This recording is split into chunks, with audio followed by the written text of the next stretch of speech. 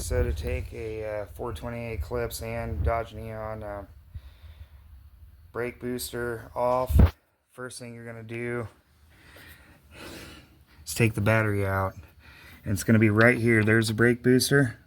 You're going to take the master cylinder off, which requires an 10mm wrench to get the nuts off that hold these lines up.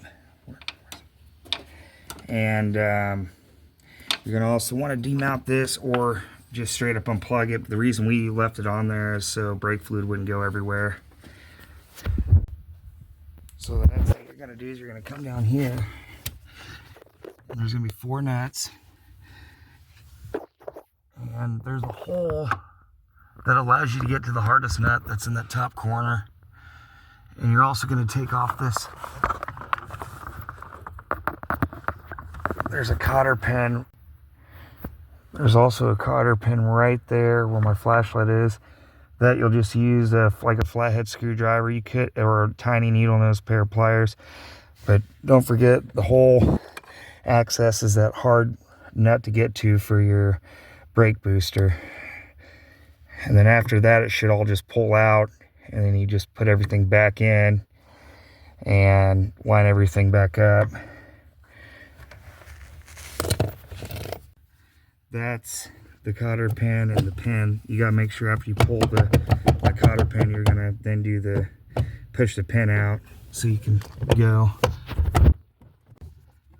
And as you see, my buddy on the other side is pulling that out, the brake booster. Make sure you put the bracket that hooks up to your pedal from your old one to your new brake booster before installation. And I used a 12mm socket for the nuts inside the car.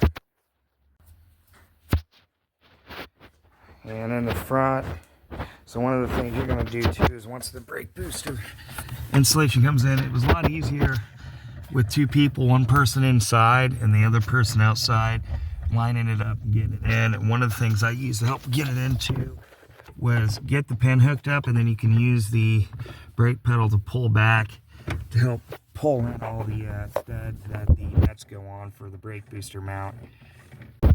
So I ended up using a 12mm socket that was a deep well, an extension, and a small ratchet to do the mounting bolts inside the car for the brake booster.